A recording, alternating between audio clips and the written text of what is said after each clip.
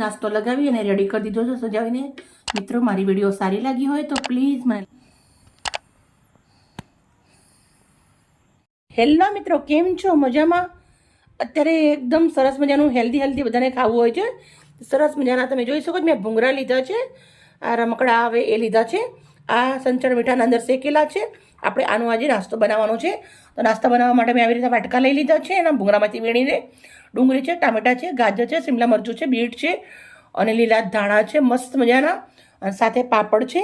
તેલ વગરનો નાસ્તો આપણે આજે બનાવીશું, એકદમ સિમ્પલ અને સાથે ટેસ્ટી, જોરદાર, મજા પડી જાય એવું. લીંબુ પણ નાખીશું અંદર. લીંબુ પણ આપણે આવી ગયું. સૌથી પહેલાં આપણે પાપડ શેકી દઈશું. માસી, મેં સમારીને તમને મદદ કરી આપી. Thank you. વેલકમ માસી. જો આ બધું બાળકોને ખાવું છે, તેલ વગરનું હેલ્ધી સરસ મજાનું, તો સમારીને રેડી કરી દીધું છે. હવે હું પાપડ શેકી દઈશ. તવાના અંદર આપણે પાપડને શેકી દઈશું.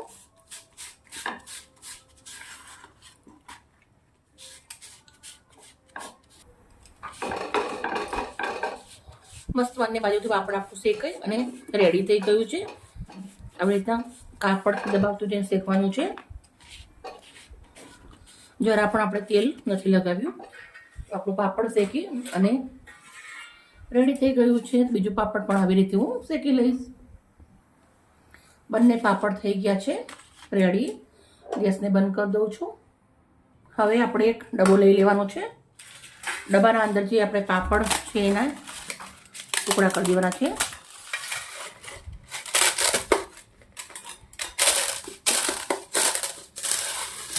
આવી રીતના પાપડનો ચૂરો કરી દેવાનો છે. એકદમ નાનો નાનો જ કરવાનો છે.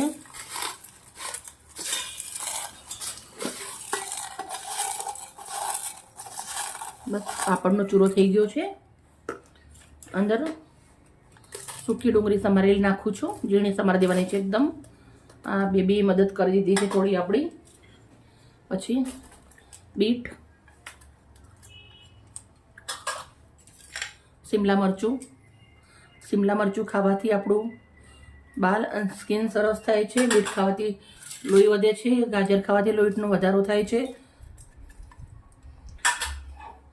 અને ટામેટા પણ એકદમ લોહીને શુદ્ધ કરે છે સરસ.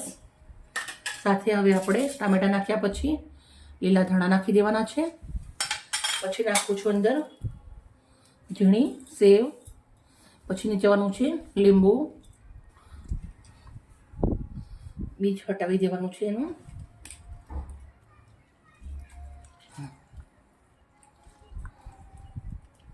આપણે પૂરું લીંબુ નીચવી દેવાનું છે એક.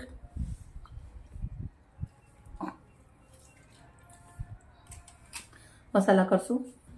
લાલ મરચું, મીઠું, ધાણા જીરું, ચાટ મસાલો. હવે આપણે ઢક્કણ બંધ કરી દેવાનું છે અને મસ્ત મજાનું આવી રીતે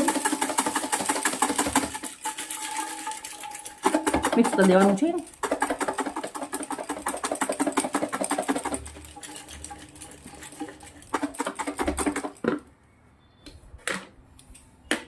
મસ્ત રેડી થઈ ગયું છે.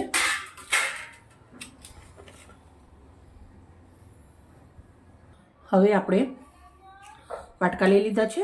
વાટકાના અંદર આપણે આવી રીતે લગાવી દેવાનું છે, ભરવાનું છે. આવી રીતે થોડીક એવી ઉપર સેવ નાખું છું. મેં બદામ પલાળી દીધી હતી અને એને છોલી અને એક બદામના 2 પીસ કરી લીધા છે. આપણે આવી રીતે બધું જ રેડી કરી દેવાનું છે નાસ્તાને. એક બીજો પણ તમને બતાવી દઉં. એકદમ સિમ્પલ છે, સાથે ટેસ્ટી છે.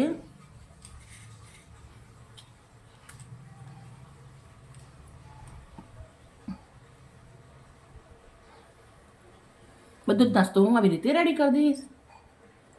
હવે મેં એક બદામનું પાન ડીશના અંદર મૂક્યું છે અને આપણો નાસ્તો આવી રીતે લગાવી દઈશું અંદર.